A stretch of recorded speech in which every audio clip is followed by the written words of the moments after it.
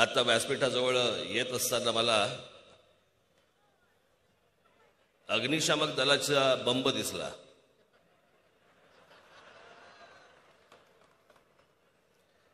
इतकी काय आग नाही लावणार.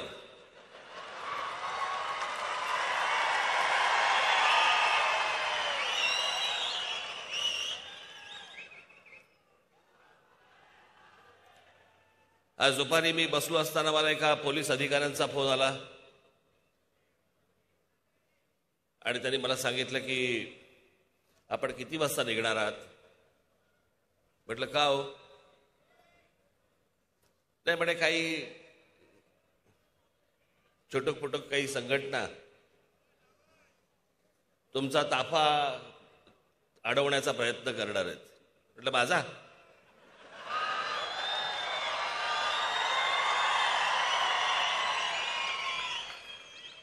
नाही म्हणे काय आम्ही ते सगळे त्यांना डिटेन करू पकडू वगैरे वगैरे, फक्त तुमचं निघायचं टायमिंग आम्हाला कळलं तर बरं होईल. मी म्हटलं मी तुम्हाला जेव्हा निघणार आहे त्यावेळेला मी तुम्हाला कळवतो. महत्वाची गोष्ट अशी की माझ्या ताफ्याला कोणतरी अडवणार आहे हे इंटेलिजन्सला कळलं.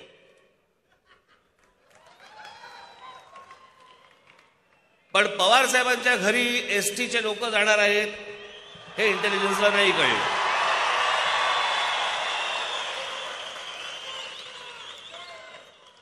खरं तर त्यांना प्रत्येक गोष्ट माहिती असते. एखादा माणूस शिंकला तर तो करोनाचा शिंकला का साधा शिंकला हेही त्यांना माहिती असतं.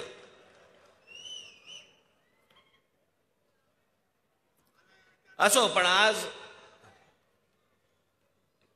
ही जाहीर सभा घेण्याचं प्रमुख कारण काय, सभा का घेतोय मी आज, खरं तर काहीच कारण नाहीये.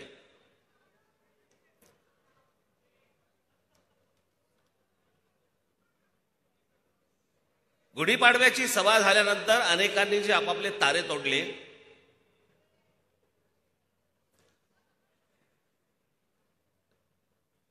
अनेक राजकीय पक्षांच्या पुढाऱ्यांनी जे तारे तोडले, ते तोडल्यानंतर मला असं वाटलं की याचं उत्तर तर दिलं पाहिजे.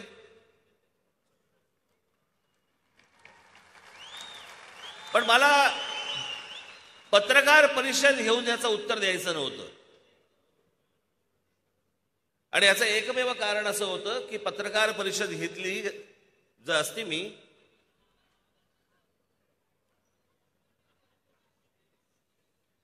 तर या सगळ्या पक्षांना जे बांधील काही पत्रकार आहेत ते पण त्याच्यामध्ये शिरतात आणि मूळ विषय राहतो बाजूला आणि हे कुठेतरी भलतीकडे भरकटवतात.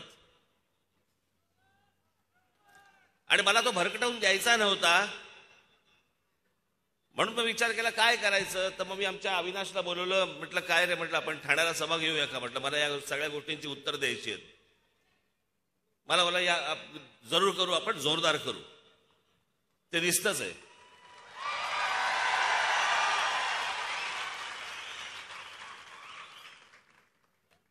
मला कोणीतरी मगाशी दाखवलं की आत्ताची ही सभा महाराष्ट्रात काही ठिकाणी विजेच्या प्रश्नासाठी म्हणून, वीज नाही म्हणून थांबवली गेली आहे की तिकडे दाखवत नाहीयेत. काय मूर्ख माणसं आहेत हल्ली, सगळं मोबाईलवरती दिसतं.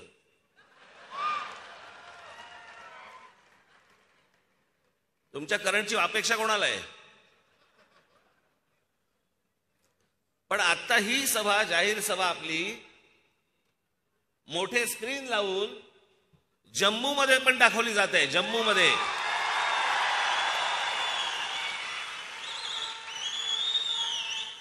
अनेक राज्यांमध्ये ही सभा दाखवली जात आहे.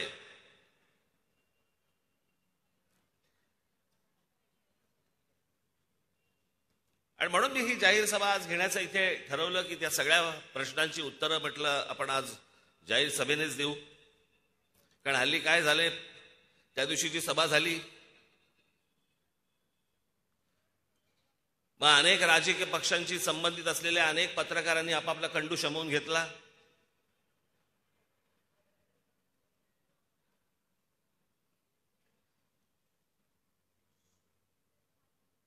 आणि मग वाटते वाटेल ते. भारतीय जनता पक्षाची स्क्रिप्ट होती.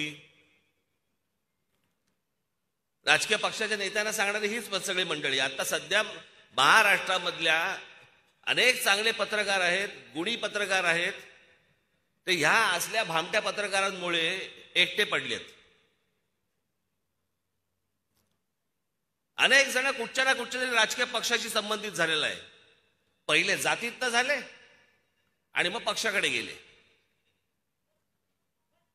पत्रकारही झालेत आणि काही संपादकही झालेत.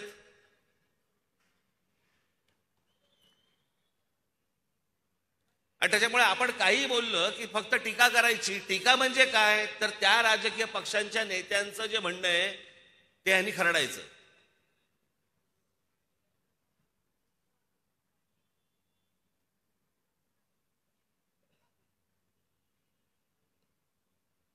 दोन वर्षापूर्वी केलेलं गुढीपाडव्यावरचं भाषण काय झालंय मी तुम्हाला सांगतो. यांचं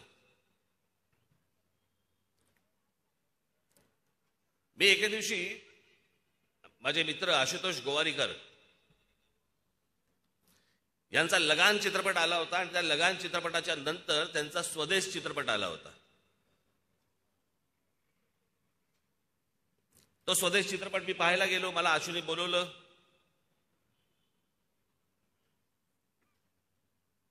मी तो चित्रपट पाहत असताना मला असं वाटलं की मी बाहेर पडलो. चित्रपट पाहिल्यानंतर बाहेर पडल्यावरती मी आशूला विचारलं, म्हटलं अरे आशू काय पिक्चर बनवलाय? म्हटलं असा काय पिक्चर असतो का? म्हटलं हा काय पिक्चर आहे? मी त्याला काही इकडचं तिकडचं त्याला मी चित्रपटाविषयी काही बोललो वगैरे वगैरे. घरी आलो आणि घरी आल्यानंतर मी विचार केला, मी खरंच चित्रपट पाहिला का? की माझ्या मागे लगान चित्रपट होता. लगान चित्रपट पाहिल्यानंतर मी ज्या वेळेला स्वदेश पाहायला गेलो त्यावेळेला मी माझा एक चित्रपट घेऊन गेलो होतो. माझ्या डोक्यात एक होतं की बाबा आशुतोष गोवारीकरने लगान बनवलाय, लगान नंतर एक असा चित्रपट असेल. आणि मग मी ज्यावेळेला परत तो चित्रपट पाहिल्यानंतर मी आशूला सांगितलं, म्हटलं आशू मला माफ कर, म्हटलं मी तो चित्रपट पाहिला नव्हता, मी काहीतरी डोक्यात वेगळंच घेऊन गेलो होतो. ती जी परिस्थिती होती ना ती अनेक पत्रकारांची होती, अनेक संपादकांची होती. गुढीपाडव्याच्या सभेला ते त्यांचं एक स्वतःचं भाषण घेऊन आले होते की नाही या विषयावरती राज ठाकरे बोलणार, या विषयावरती राज ठाकरे बोलणार, हा विषय आणतील, या विषयावरती बोलतील.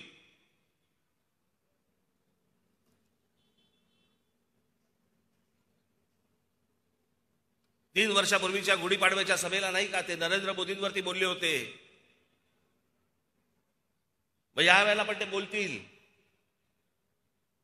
मी नाही बोललो, तेव्हा बोललो होतो. परत तशी वेळ आली तर बोलीन.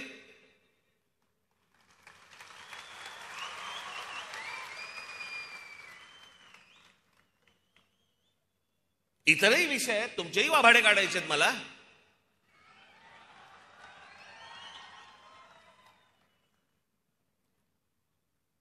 म्हणजे गेल्या निवडणुकीच्या वेळेला ज्या वेळेला बहुमत शिवसेना भारतीय जनता पक्षाकडे आल्यानंतर पण ज्या प्रकारे तुम्ही मतदारांची प्रतारणा केली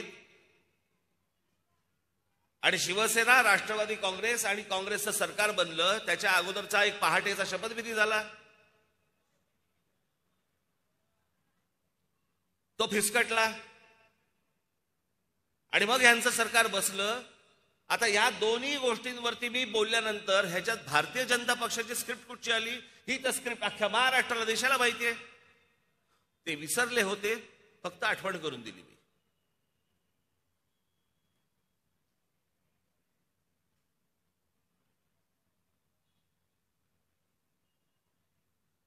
ज्या वेळेला मी नरेंद्र मोदींवरती ज्या वेळेला बोलत होतो त्यांच्या भूमिका काही मला नाही पटल्या. उघडपणे बोललो. आता हे सांगतायत की मला म्हणे ईडीची नोटीस आली म्हणून मी ट्रॅक बदलला. मी नाही ट्रॅक बदलला, मला नाही लागत ट्रॅक बदलायला.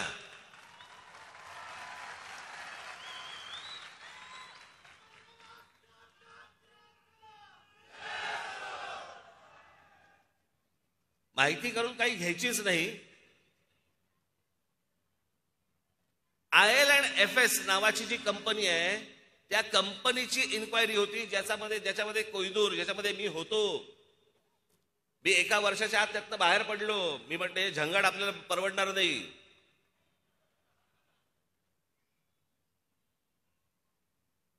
म्हणजे व्यवसाय नाही करायचा का कोणी? आणि त्या कंपनीची जी इन्क्वायरी निघाली त्याच्यातनं मला ती नोटीस आली होती. आणि मी ती नोटीस आल्यावरती ईडीच्या कार्यालयात गेलो.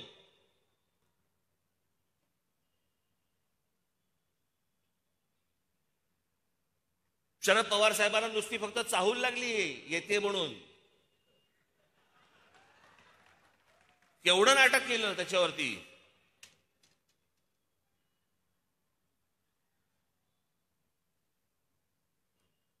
आणि जर या हाताने जर काही पापच केलेलं नाहीये, नोटीसी कोणत्या पण येऊ देत, त्या राजकीय असू देत नाही तर कायदेशीर असू देत, ठीक नाही हलत मी त्याला.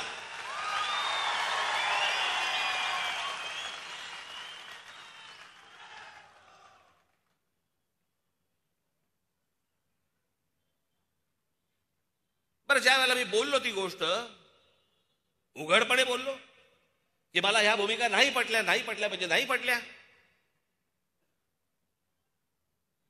पण त्याच नरेंद्र मोदींच्या सरकारमध्ये ज्या वेळेला एखादी भूमिका त्यांची, ज्यावेळेला त्यांचं धोरण 370 कलम ज्यावेळेला काश्मीरमधलं रद्द केलं त्याला अभिनंदन करणारा पहिलं ट्विट माझं होतं.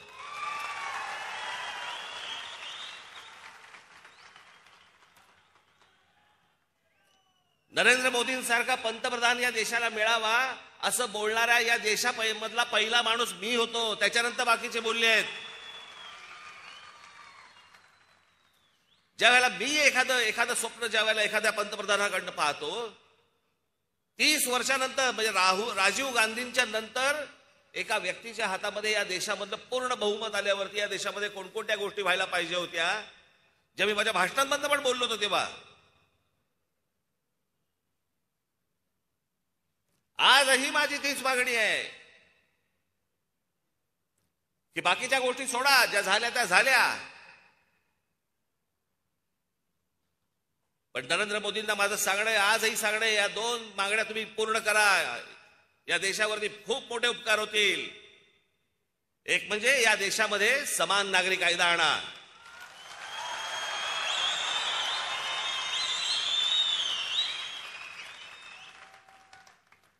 आणि दुसरं म्हणजे या देशातल्या लोकसंख्येवरती पहिल्यांदा नियंत्रण आणता येईल असा कायदा आणा.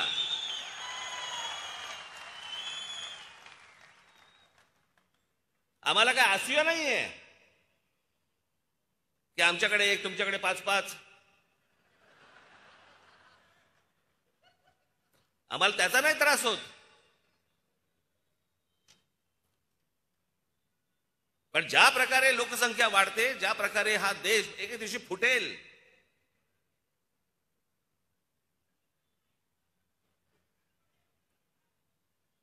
पण ह्या काही गोष्टी या देशामध्ये होणं गरजेचे आहेत, आवश्यक आहेत.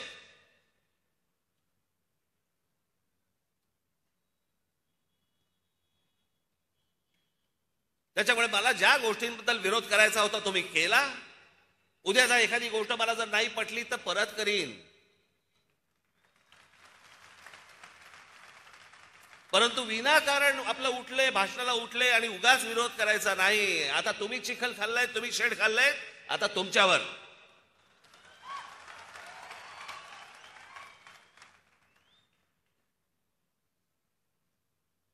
माझ्या भाषणानंतर काही प्रतिक्रिया आल्या.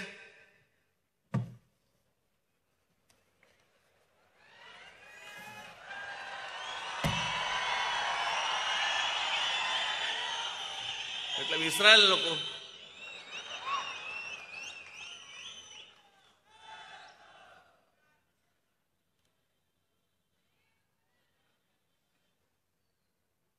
सुप्रिया सुळे बोलतायत,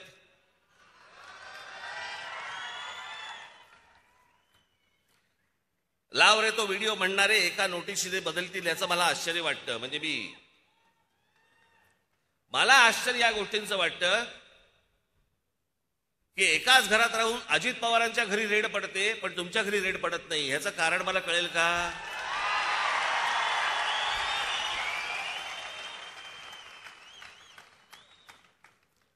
कारण इकडे महाराष्ट्रात कसं आहे, एक एक जण पोहोचवला की पवारसाहेब मोदींची भेट घेतात पुढचा माणूस सांगायला.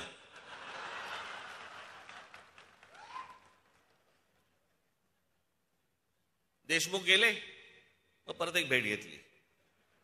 अजितचं काय, मग रेट टाकल्या, रेट कंप्लीट झाल्या, परत भेट घेतली. तो जरा नवाब मलिक जरा फाजीलपणा जास्ती करतोय, जरा जरा थोडंसं लक्ष द्या. मग नवाब मलिक, आता नवाब मलिकांचं झालं. परवा दिवशी एक फोटो काढला सगळ्या राज्यसभेतल्या खासदारांचा, नंतर हळूच जाऊन परत आतमध्ये परत भेटले. मग काहीतरी संजय राऊत बद्दल बोलले. असं म्हणे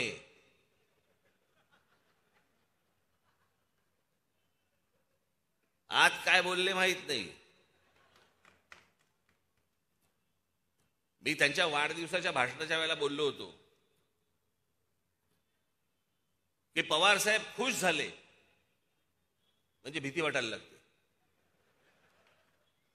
आज पवार साहेब संजय राऊत वरती खुश आहेत.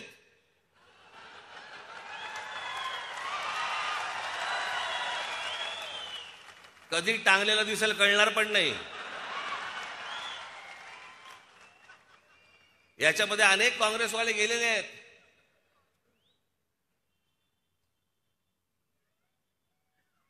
आणि उशिरा समजतं की तेव्हा ते वागले होते, ते बोलले होते, ते आज लागलंय.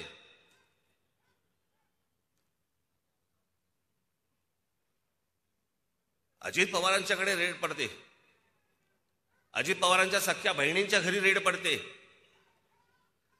आणि त्याच्यानंतर देखील पवार साहेब आणि नरेंद्र मोदी यांचे अत्यंत मधुर संबंध राहतात. कसं काय, मी कधी बघितलं नाही पवार साहेबांना भडकलेलं कधी बोलताना. मी ज्यावेळेला उघडपणे बोलत होतो त्यावेळेला ह्यांच्या शेपट्या आतमध्ये होत्या सगळ्यांच्या. हे कोणी बोलले नाही, ते दुसरे एक, ते जयंत पाटील.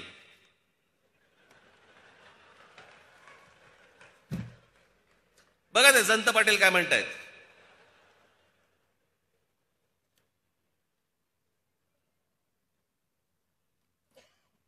हे कधी म्हणे गेले होते उत्तर प्रदेशामध्ये की ज्यांना आता उत्तर प्रदेशचा कौतुक वाटतं.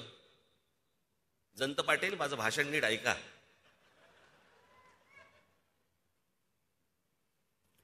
मी म्हटलं ज्या बातम्या कानावरती येत आहेत त्याप्रमाणे जर उत्तर प्रदेशमध्ये जर विकास झालेला असेल तर त्याचा मला आनंद आहे.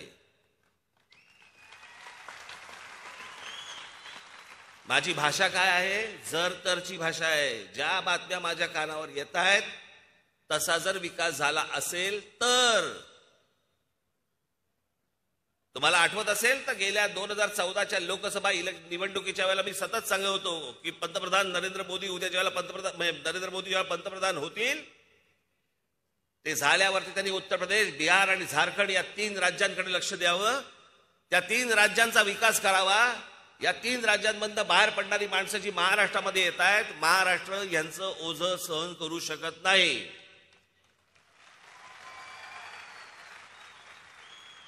माझी सगळी भाषणं काढून बघा. आणि सुप्रिया सुळेंनी बोलायचं नाही हो. यांचे खायचे दात वेगळे आणि दाखवायचे सुळे वेगळे आहेत.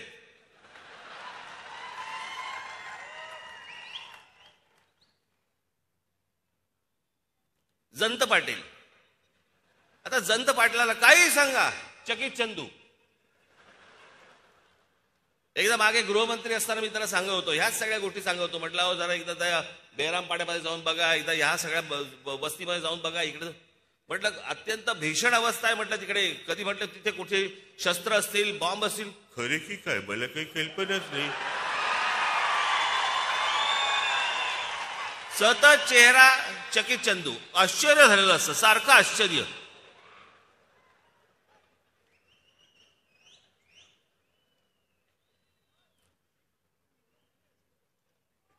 संपलेल्या पक्षाबद्दल मी काय बोलणार. संपलेला पक्ष, अरे येऊन बघा, हा काय संपलेला पक्ष आहे का.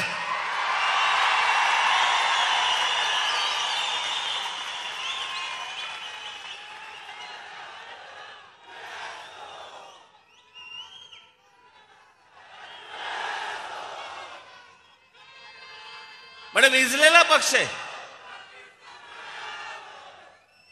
महाराष्ट्र नवनिर्माण सेना म्हणे विजलेला पक्ष आहे. जंतराव हा विजलेला पक्ष नाहीये, हा समोरच्यांना विझवत जाणारा पक्ष आहे.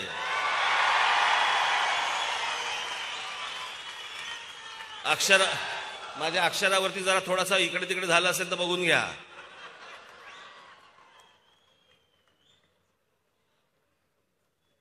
हे काय मला सांगताय, यांचा मतदारसंघाबाहेरांना कोणी भुंगून विचारत नाही.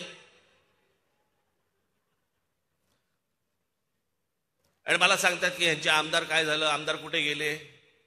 राष्ट्रवादी काँग्रेस हा निवडून येणाऱ्या आमदारांचा, उमेदवारांची मोळी आहे. ती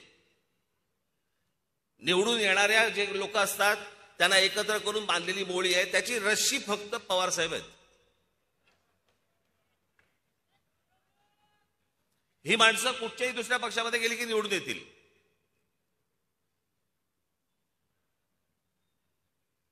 मग भुजबळ म्हणाले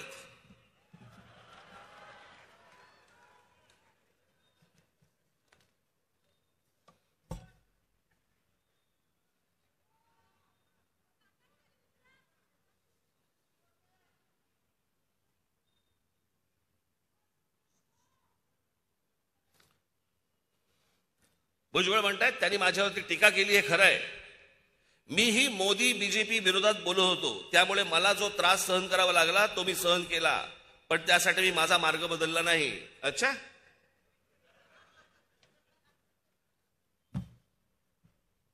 भुजबळ साहेब तुमचे सीए, तुमचा चार्टर्ड अकाउंटंट आणि तुमच्या बरोबरचा एक माणूस यांनी केलेल्या केसेसमुळे तुम्हाला आज जावं लागलं. भारतीय जनता पक्ष किंवा मोदींवरती टीका केल्यामुळे नाही जावं लागलं. यांच्या संस्थेमधल्या गैरव्यवहारामुळे जावं लागलं आतमध्ये. मोदींवरती टीका केली म्हणून नाही जावं लागलं. 2-2.5 वर्ष जेलमध्ये गेल्यानंतर पहिला शपथविधी यांचा होतो.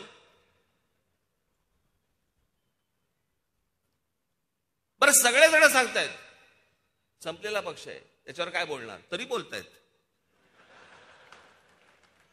रकानेच्या रकाने भरतायत, रकानेच्या रकाने लिहितायत.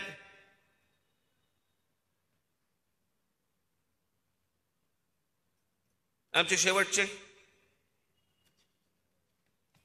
लाडके अजित पवार काय म्हणतायत बघा.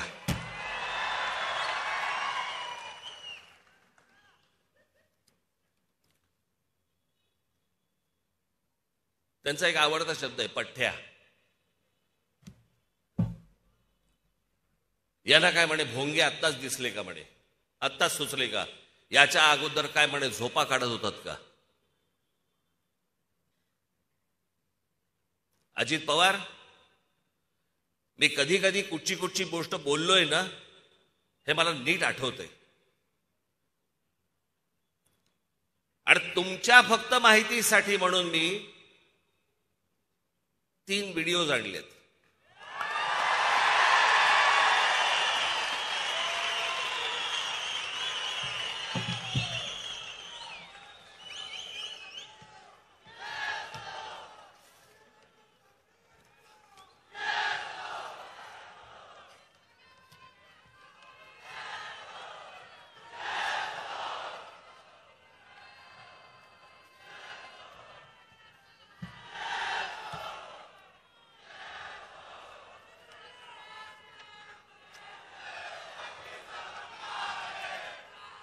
मी याच्या अगोदरही बोललो होतो, परंतु त्याचे मला काही व्हिडिओ सापडले नाहीत. सोक्षमोक्ष लावलेला बरा असतो. काय झालं, तो जो सकाळचा शपथविधी झाला त्याच्यानंतर जो पवार साहेबांनी जो आवाज काढला, तो आवाज काढल्यानंतर 3-4 महिने अजित पवारांना ऐकू येत नाही. बॉम्ब फुटल्यानंतर माहितीये कू असा एक आवाज येतो कानात, काही ऐकू येत नाही.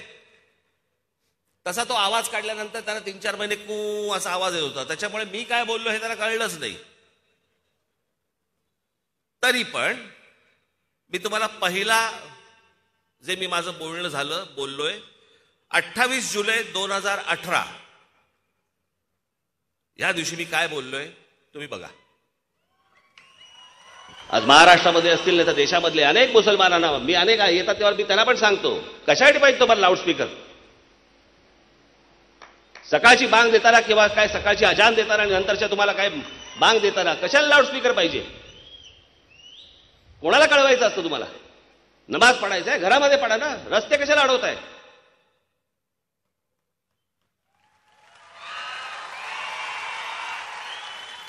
1 ऑगस्ट 2018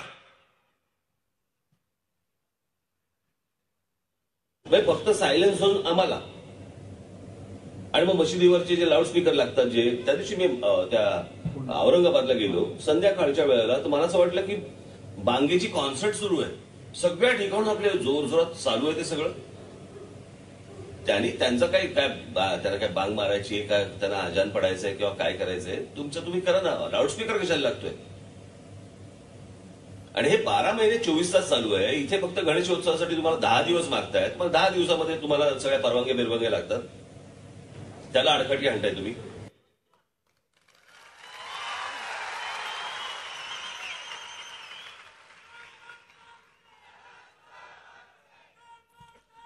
आता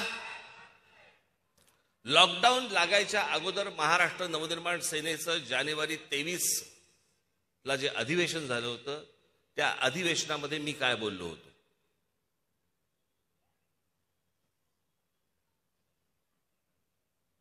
धर्म प्रत्येकाने आपापल्या घरामध्ये ठेवावा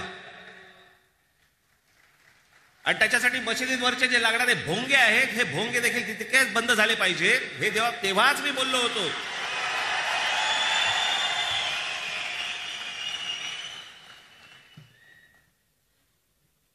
तुमची प्रार्थना, धर्म प्रत्येकाने आपापल्या घरामध्ये ठेवावा आणि त्याच्यासाठी मशिदींवरचे जे लागणारे भोंगे आहेत हे भोंगे देखील तितकेच बंद झाले पाहिजेत. हे तेव्हाच मी बोललो होतो.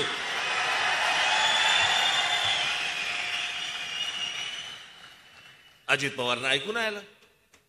तुमची प्रार्थना आहे बंद करण्यात. मी ह्याच्या आधीही बोललो, ऐकू नाही आलं. लॉकडाऊनच्या काळामध्ये कान साफ झाला असणार.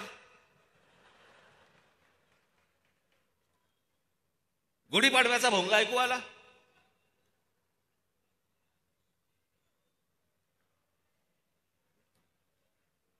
बरं मी चुकीचं काय बोललो? या मशिदींवरच्या भोंग्यांचा अख्ख्या देशाला त्रास होतोय. ह्याच्यामध्ये धार्मिक विषय कुठे आहे?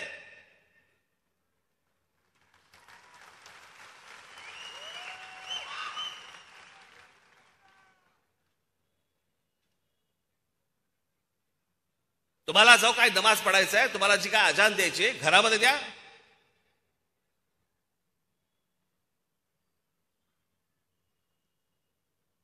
शहरांचे रस्ते कशाला अडवताय?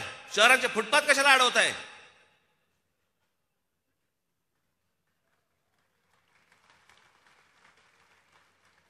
प्रार्थना तुमची आहे,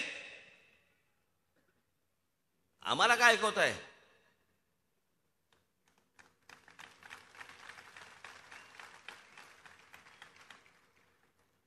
आणि जर सांगून जर समजा तुम्हाला समजत नसेल की हे भोंगे खाली उतरवा, तुम्ही आम्हाला विनाकारण त्रास देऊ नका, हे जर नीट सांगून समजत नसेल तर तुमच्या मशिदीच्या बाहेर आम्ही हनुमान चालीसा लावणार म्हणजे लावणार.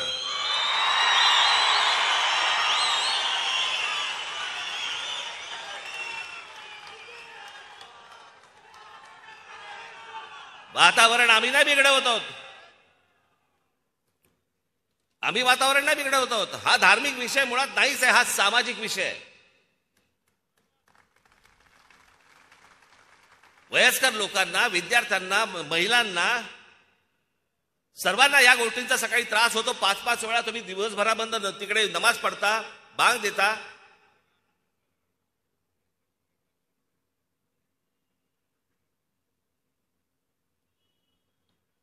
एक तर सगळे बेसूर असतात,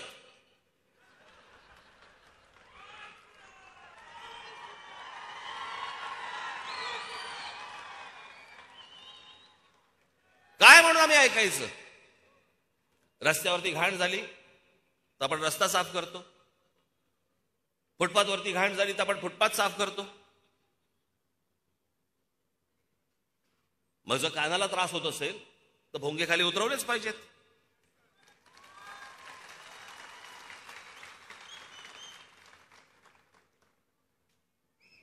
आणि राज्य सरकारला माझं सांगणं आहे, याच्यामधून आम्ही मागे हटणार नाही. तुम्हाला काय करायचं असेल ते करा.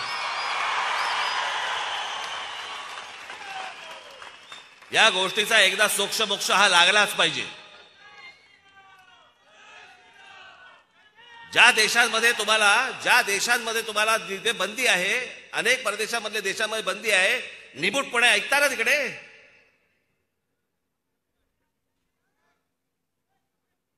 आज माझे अनेक असे मुसलमान परिचयाचे लोक आहेत, ते येऊन सांगतात की तुम्ही म्हणताय ते बरोबर आहे.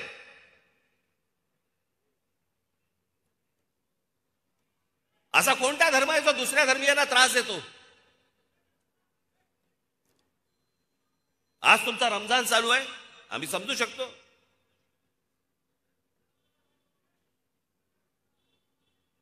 आमचाही गणपती उत्सव असतो, नवरात्र उत्सव असतो. 10 दिवसामध्ये आपण समजू शकतो. तरीही तो लाऊडस्पीकर कमीच लावला पाहिजे, तो भाग वेगळा.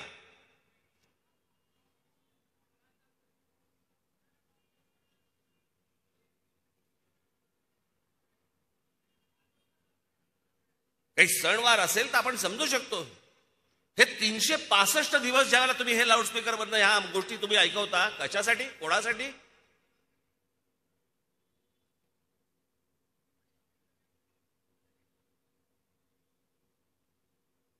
3 तारखेला ईद आहे.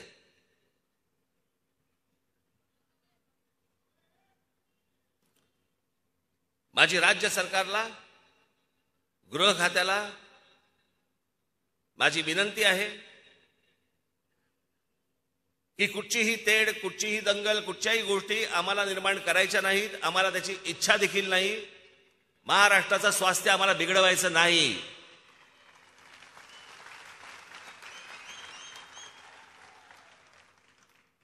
पण आज 12 तारीख आहे. 12 ते 3 मे महाराष्ट्रातल्या सगळ्या मशिदींवरच्या मौलवींशी तुम्ही त्यांना बोलवून घ्या. त्यांना सांगा सर्व मशिदींवरचे लाऊडस्पीकर हे उतरले गेले पाहिजेत, खाली आले पाहिजेत. 3 तारखेनंतर तुम्हाला कोणताही त्रास आमच्याकडनं होणार नाही.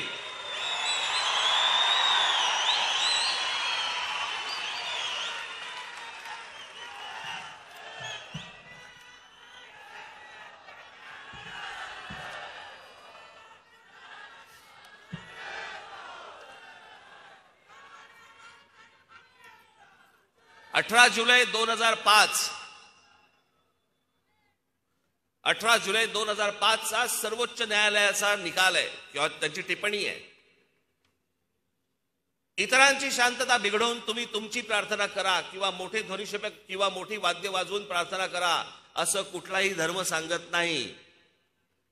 आमच्या मते समाजात धर्माच्या नावाने म्हातारी माणसं, आजारी रुग्ण, विद्यार्थी यांची पहाटेची झोप बिघडवणं, दिवस खराब करणं आणि बाकीच्यांचा दिनक्रम विस्कळीत करणं अशा गोष्टींना मुळीच परवानगी देता कामा नये. जर सुप्रीम कोर्टाने जर समजा ही गोष्ट सांगितलेली असेल तर राज्यातल्या गृह खात्याला त्याची अंमलबजावणी करायला काय प्रॉब्लेम आहे? हे होत का नाहीये? मतांसाठी? म्हणजे हे मतांसाठी म्हणून वाटेल त्या प्रकारे धर्म चालवणार आणि आम्ही उघड्या डोळ्यांनी आणि उघड्या कानांनी बघत बसायचं, हातावर हात ठेवून आम्ही उभं राहायचं फक्त.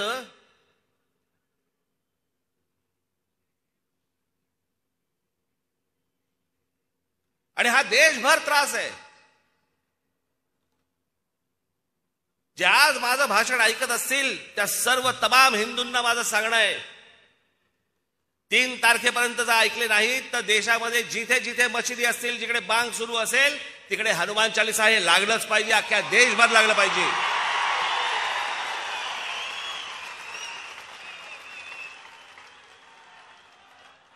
आम्हाला काय त्रास होतो तर एकदा त्यांना होऊ देत. एकमेकांना त्रास देणारा धर्म असू शकत नाही.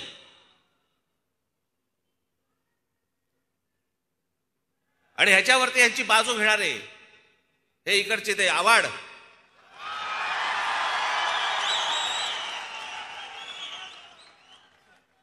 काय पण फिराय नागाने फणा काढावा.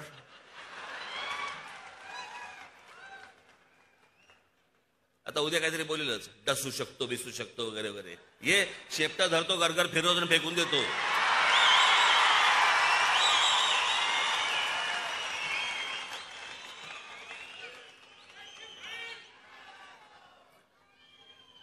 राज ठाकरेंनी म्हणे सांगितल्याप्रमाणे कुठच्या दर्ग्यामध्ये किंवा कुठेही मदरशामध्ये जर समजा वस्त्रा जरी सापडला तरी मी राजकारण संन्यास घेईन. सापडेल कसा? दाढी करतच नाहीत.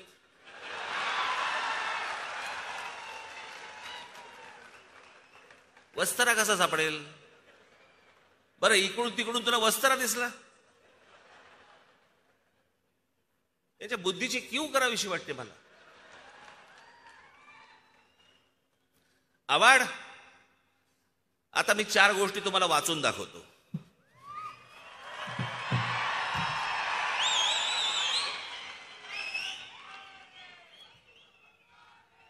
24 ऑगस्ट 2001, नीट ऐका आम्ही काय बोलतोय ते. 24 ऑगस्ट 2001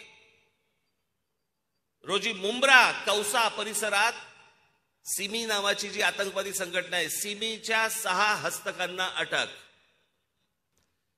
20 डिसेंबर 2001 रोजी संसदेवरील हल्ल्याप्रकरणी कुख्यात अबू हाजमा याला मुंब्र्यातून अटक.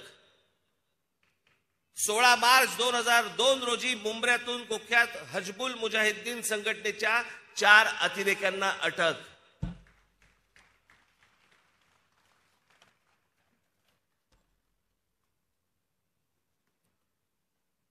कोणा एका नेत्याच्या हत्येचा कट रचल्याप्रकरणी 3घांना अटक. 23 जानेवारी 2004 रोजी एक दहशतवादी जेरबंद. गुजरात पोलिसांच्या चकमकीत ठार झालेली इशरत जहां शेख ही देखील मुंब्र्यात राहत होती. 2016 मध्ये ताब्यात घेतलेला आयसिसचा हिंदुस्थानातील म्होरक्या मुदब्बिर शेख हा गेली कित्येक वर्ष मुंब्र्यातील अमृतनगर येथे राहत होता. 17 एप्रिल 2003 रोजी लष्कर-ए तोयबाच्या 2 अतिरेक्यांना अटक.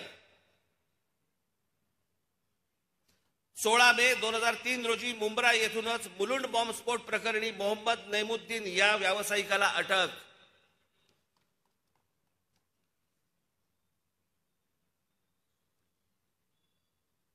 मुंब्र्यात रिजवान मोमीन या संशयित अतिरेक्याला अटक.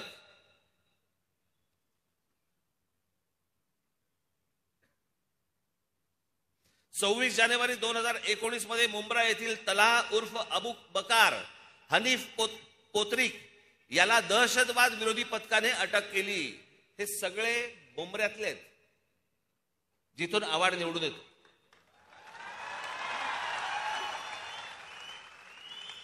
आता तुम्ही म्हणाल की वस्त्रा नाही सापडला, आता कसा संन्यास घेणार? मी कुठे बोललो तो अतिरेकी सापडत नाहीत म्हणून? या अशा अनेक असंख्य घटना या देशामधल्या अनेक मदरसांमध्ये चाललेल्या आहेत. याच्यामध्ये पाकिस्तानी सगळे हस्तक आहेत, याच्यामध्ये अतिरेकी आहेत, याच्यामध्ये शस्त्र सापडतायत. आणि खरंच सांगतो, याच्यामध्ये या देशामधला प्रामाणिक जो खरंच या देशावरती प्रेम करणारा जो मुसलमान आहे ना, तो ह्याच्यामधनं भरडला जातोय.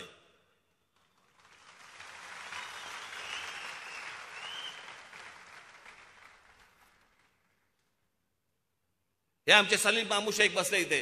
सलीम मामा उभा राहा.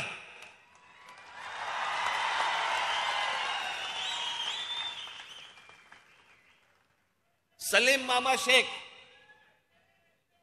याच्या मतदारसंघामध्ये 95% हिंदू लोक राहतात, पण सलीम निवडून येतो.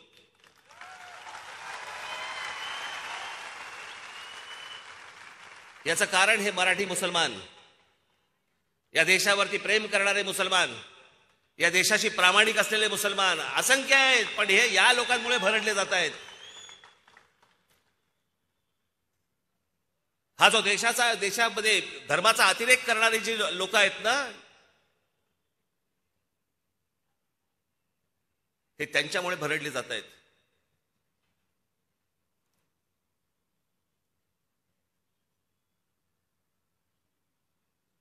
याच्यापेक्षा वेगळी अजून काय भूमिका असावी मला जरा सांगा. आणि पवार साहेब सांगतायत मी जातीयवाद भडकवतो. बरं, पवार साहेबांनी सांगावं, राष्ट्रवादी काँग्रेसने सांगावं राज ठाकरे त्याची भूमिका बदलतो म्हणून. राष्ट्रवादी काँग्रेसने बोलावं.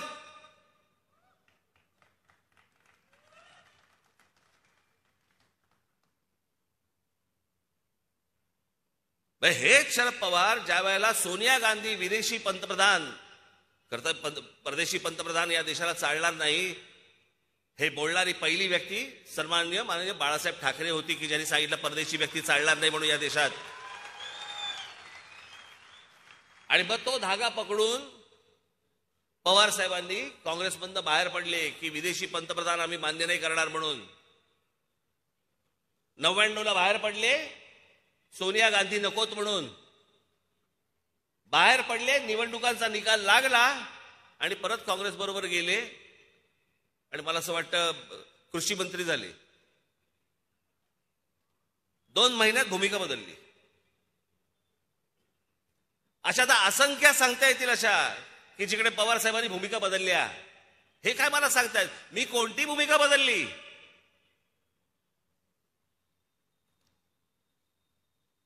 हिंदुत्वाची भूमिका मी आज नाही आणली आहे.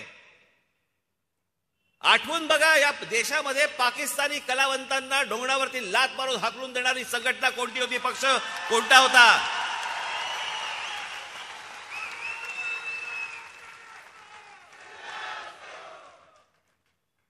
परत जर चित्रपटामध्ये पाकिस्तानी कलावंत घाल तर याद राखा, हे प्रत्येक प्रोड्युसरला नोटीस कोणाकडे गेली होती? जे आपल्याकडे येऊन गाणी गात होते, आपल्याकडे येऊन चित्रपटामध्ये काम करत होते, या सगळ्यांना ज्यांनी हाकलून दिलं तो माझा महाराष्ट्र सैनिक होता.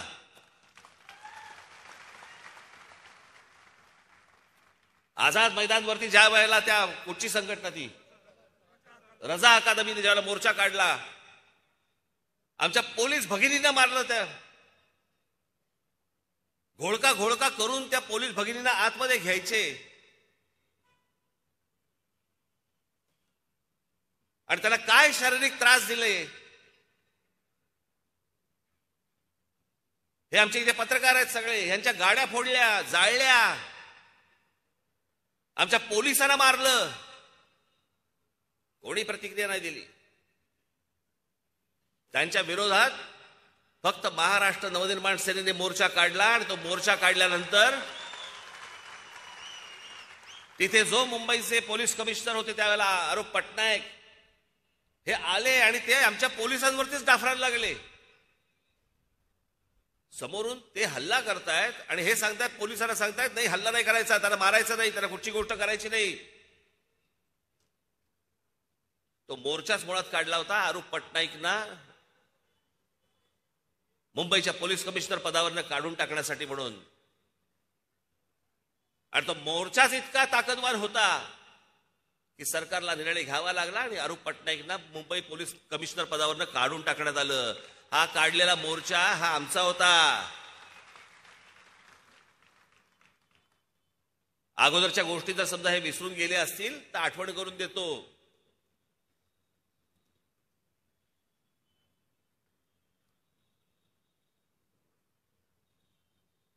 एकदम सगळे त्या गुढीपाडव्याच्या सभेनंतर एकदम सरफटले सगळे. काय उत्तर देऊ, काय करायचं, काय नाही करायचं. मग ते आपलं एकच पालुपत लावलं, ईडीची नोटीस आली, ईडीची नोटीस आली.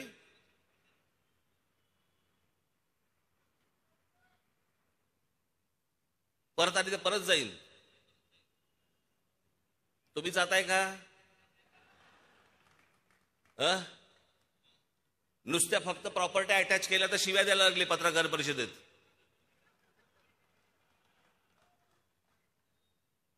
काय पण भाषा पत्रकार परिषदेमधली. पत्रकार परिषदेमध्ये येऊन एका वर्तमानपत्राचा संपादक येतो आणि तो काय म्हणतो, भडवा, चुतिया.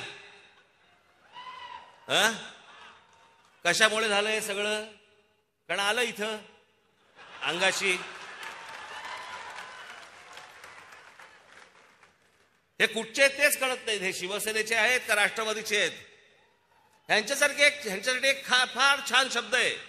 आमच्या आजोबांनी फार छान शब्द काढला होता असल्या वृत्तीच्या लोकांसाठी. हे सगळे लवंडे.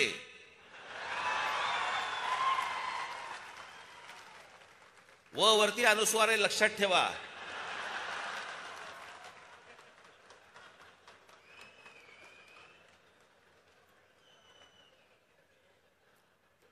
म्हणजे काय? तर आपल्याकडे पूर्वी जेवायला पत्रावळी असायची आणि मग ती एक द्रोण असायची. त्या द्रोणीमध्ये वरण टाकलं, आमटी टाकली की ती तिकडे पण लटकते. मग ती लवंडे जिकडे म्हणून ते लवंडे. शिवसेनेकडनं पडलं की शिवसेनेकडे लवंडे, राष्ट्रवादीकडनं पडलं की राष्ट्रवादीकडे लवंडे. ती असे लवंडे.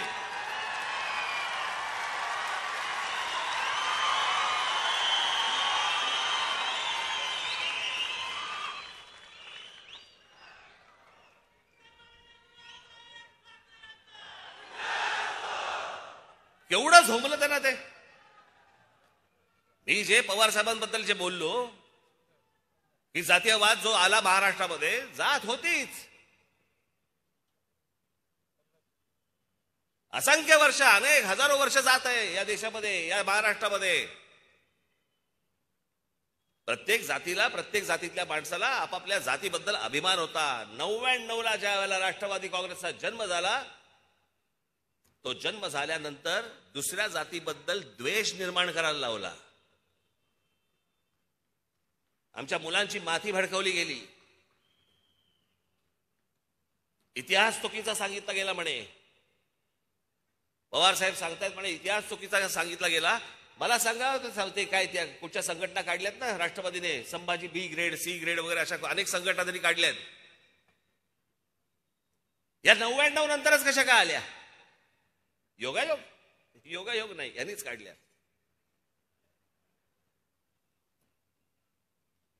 तुम्हाला मी शरद पवार साहेबांच्या एक मुलाखत घेतली होती पुण्याला. मी त्याच्यामध्ये हा प्रश्न विचारला होता. आज काढून बघा. मी त्याच्या पुढे त्यांचं वय ऐकून बघून मी फार खोलात गेलो नाही.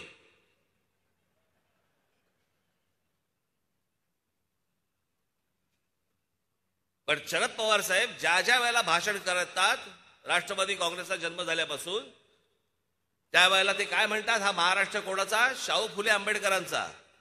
मान्यच आहे. पण त्या अगोदर हा महाराष्ट्र सर्वप्रथम जर कोणाचा असेल तर तो आमच्या छत्रपती शिवरायांचा महाराष्ट्र आहे.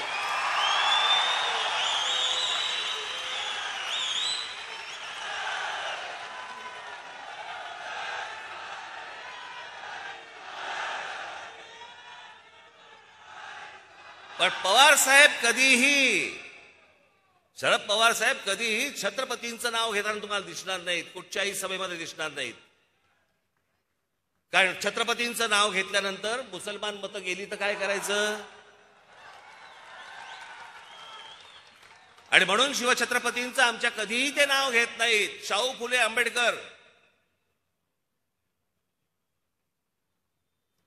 आणि मग छत्रपतींवरचं राजकारण करायचं असेल, त्याच्यामध्ये जर जातीचं राजकारण करायचं असेल, माझ्या महाराष्ट्रामधल्या मराठा बांधवांची, भगिनींची जर माथी भडकवायची असतील, मग दुसरे कोणीतरी पुस्तकं लिहिलीत, मग ती ब्राह्मणांनी पुस्तकं लिहिलीत, मग अजून कोणीतरी काहीतरी लिहिलंय.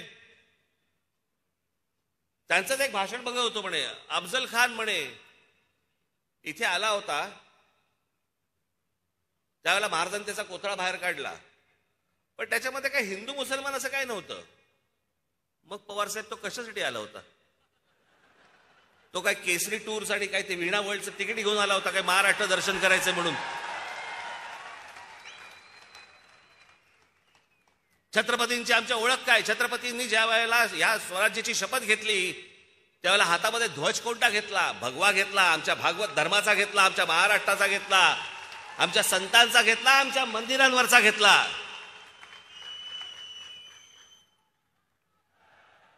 ही लढाई तेव्हा कधी तुम्हाला दिसली नाही का की हिरव्या झेंड्याच्या विरोधातला हा भगवा झेंडा, ही लढाई तुम्हाला दिसली नाही? स्वतः शरद पवार साहेब हे स्वतः नास्तिक आहेत, त्याच्यामुळे ते धर्माकडे बघताना नास्तिकतेतनं बघतात.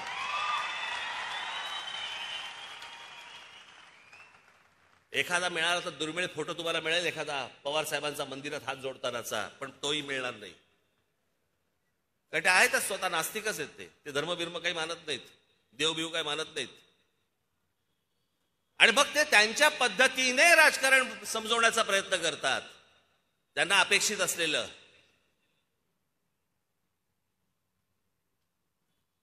आणि मग त्याच्यामध्ये काय, बाबासाहेब पुरंदरे सॉफ्ट टार्गेट आहे. मी सांगितलं तुम्हाला, बाबासाहेब पुरंदरेंनी चुकीचा इतिहास सांगितला. कोणत्या पानावरती कोणत्या ओळीत सांगितला ते तर सांगा ना.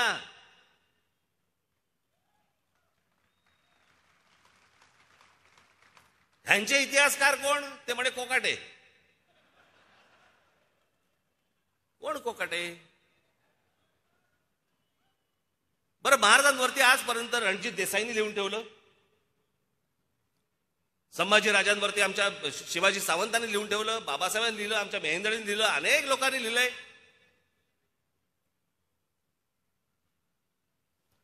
प्रत्येकाने आपापल्या पद्धतीने शिवाजी महाराज महाराष्ट्रासमोर आणले. पण घराघरामध्ये जर समजा शिवाजी महाराज कोणामुळे जर पोचले असतील तर ते फक्त बाबासाहेब पुरंदरेंमुळे पोचले. हे नाकारून चालणारच नाही तुम्हाला. आणि हे कोणीही मान्य करतं. मग त्यांची व्याख्यानं असू देत, त्यांची पुस्तकं असू देत, तर काही असू देत. पण आम्हाला इतिहास नाही बघायचा आहे. आम्हाला ते पुस्तक कोणत्या जातीच्या माणसांनी लिहिलं ते बघायचंय.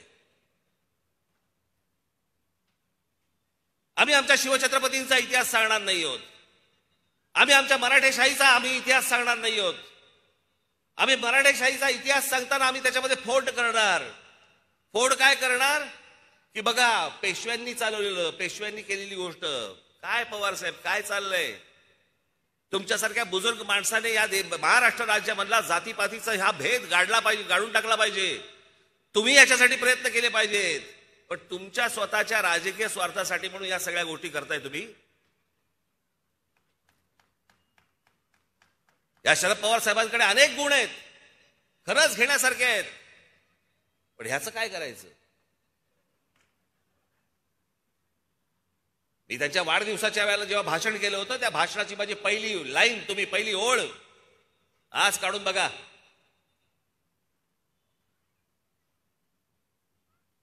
त्यांचा वाढदिवस होता. त्या वाढदिवसाच्या व्यासपीठावर मी बोललो होतो आणि तेव्हा मी म्हटलं होतं की असे अनेक विषय आहेत जे आज मला बोलता नाही येणार, कारण हे व्यासपीठ वेगळं आहे.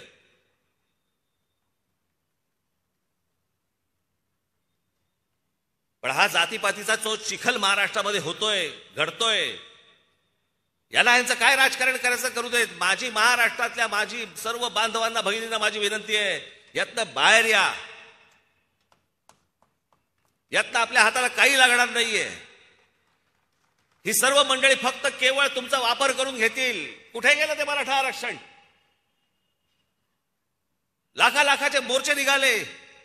उन्हातानामधनं माझे बांधव भगिनी सगळ्या ठिकाणी मोर्चे घेऊन फिरले. काय झालं त्याचं आठवत असेल तुम्हाला? तेव्हा एकटा राज ठाकरे तुम्हाला सांगत होता हे होणार नाही, ह्यांना करायचंच नाहीये, ह्यांना निवडणुकीसाठी फक्त तुम्हाला उचकवायचं होतं. त्यांना फक्त तुम्हाला उचकवायचं होतं. त्या उचकवण्यामधनं फक्त मतपत्रात पाडून घ्यायची होती. आता नवीन काढलं, आता ओबीसी समाजाबद्दल काढलं. मग ते प्रकरण आता कोर्टात मध्ये गेलं. मग त्याच्यावरती निवडणुका पुढे ढकलल्या. निवडणुका पुढे ढकलल्या म्हणजे सगळ्या महानगरपालिकांवरती प्रशासक नेमला गेला. म्हणजे राज्य सरकार पण यांच्या हातामध्ये, महानगरपालिकेचा प्रशासक पण यांच्या हातामध्ये. दोन्ही बाजूनी खा.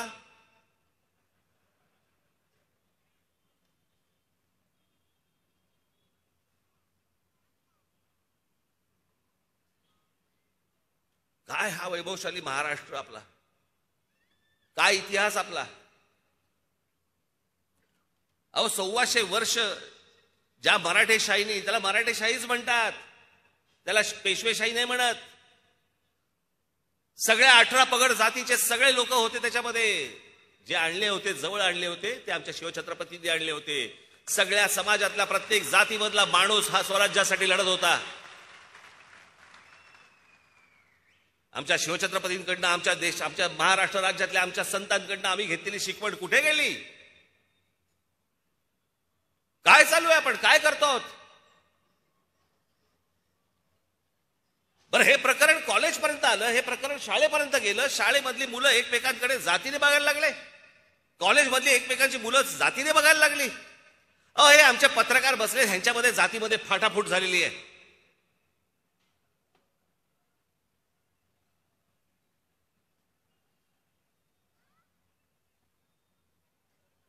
महाराष्ट्राला कोणी हरवू शकलं नव्हतं. महाराष्ट्राला हरवतंय कोण? आमची जात.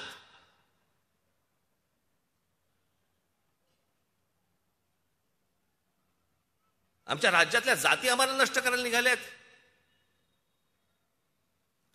जातीतनं बाहेर पडणार नसू तर आपण मराठी कधी होणार? आणि मराठी जर समजा होणार नसू तर आपण हिंदू कधी होणार? कोणत्या हिंदुत्वाच्या गोष्टी घेऊन बसलोय आपण? कसला हिंदुत्व?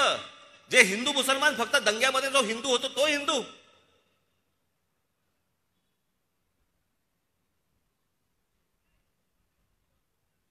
या सगळ्यांपासून माझे महाराष्ट्राच्या सगळ्यांना माझी हात जोडून विनंती आहे, ह्या सगळ्या भामट्यांपासून दूर राहा. हे महाराष्ट्र त्यांच्या स्वार्थासाठी खड्ड्यात घालतील. स्वतःला हवे असलेल्या पैशांसाठी हे महाराष्ट्राला खड्ड्यात घालतील. कोणाला कशाची चिंता नाहीये. त्या एसटी कर्मचाऱ्यांकडे बघा, 4 महिने 5 महिने अनेक महिने झाले त्यांचे संपत मिटत नाहीये. मी स्वतः पवार साहेबांकडे माणसं घेऊन गेलो होतो. लगेच ह्याच्यावरती आपण तोडगा काढू. अजून तोडगा निघालेला नाहीये.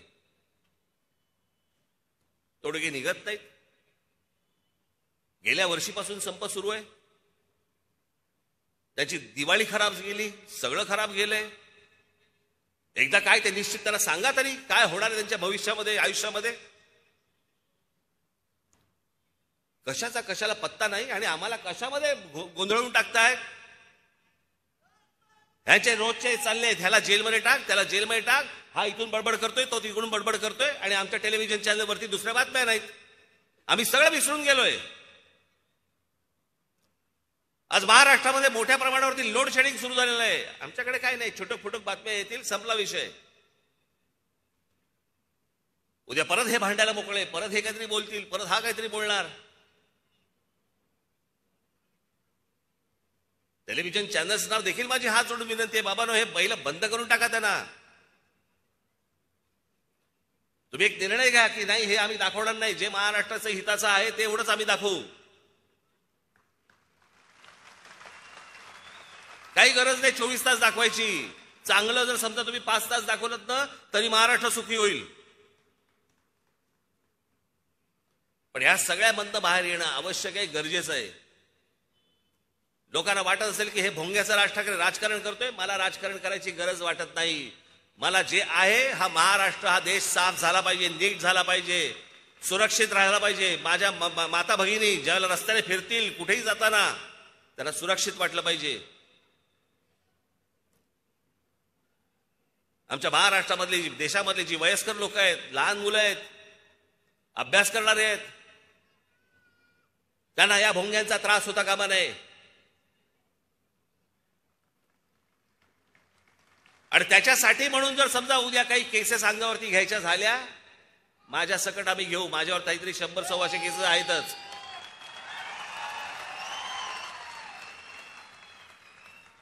मी मागे म्हटलं होतं ना, अस्वलाच्या अंगावर अजून एक केस आला तर काय फरक पडतो. पण या गोष्टींना भीत नाही. मी जाता जाता फक्त परत एकदा आपल्या सर्वांच्या साक्षीने, जे कोणी माझं भाषण ऐकत असतील त्या सर्वांच्या साक्षीने मी सांगतोय, ज्या मुसलमानांना त्यांच्या प्रार्थना करायच्या आहेत, प्रार्थना करा घरात. प्रत्येकाने आपापला धर्म आपल्या घरामध्ये ठेवावा, रस्त्यावरती आणू नये. जेव्हा सणासुदीचे ज्यावेळेला दिवस असतील त्यावेळेला 10 दिवस 15 दिवस आपण समजू शकतो. पण 365 दिवस 24 तास हे नाटक लफडं चालणार नाही यापुढे महाराष्ट्रात.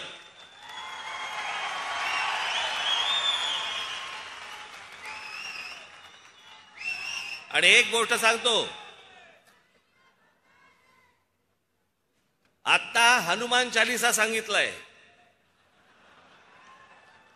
अजून मी माझ्या पुढच्या भातावातला मी अजून बाण काढलेला नाहीये, तो काढायला मला लावू नका.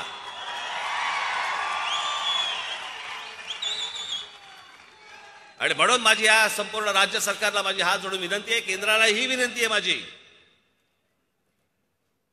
की जिथे समाजाला त्रास होतोय असल्या कोणताही धर्म असता कामा नये. जे मुसलमान बांधव आहेत त्या मुसलमान बांधवांना सगळ्यांना सांगा की उद्या कुठच्याही प्रकारचा आपल्याला तेढ निर्माण करायची नाही, आपल्याला दंगली नकोयत, आपल्याला महाराष्ट्रात सगळ्या सुखीचं चांगलं वातावरण आपल्याला महाराष्ट्रामध्ये ठेवायचंय. आपण स्वतःहून या सगळ्या मशिदींवरचे लाऊडस्पीकर खाली उतरवा, आपली प्रार्थना आपल्या घरात ठेवा, महाराष्ट्र आनंदी करा, एवढीच फक्त एक इच्छा व्यक्त करतो आणि आपणा सर्वांची मी रजा घेतो. धन्यवाद. जय हिंद, जय महाराष्ट्र. राष्ट्रगीतासाठी सगळ्यांनी थांबायचं.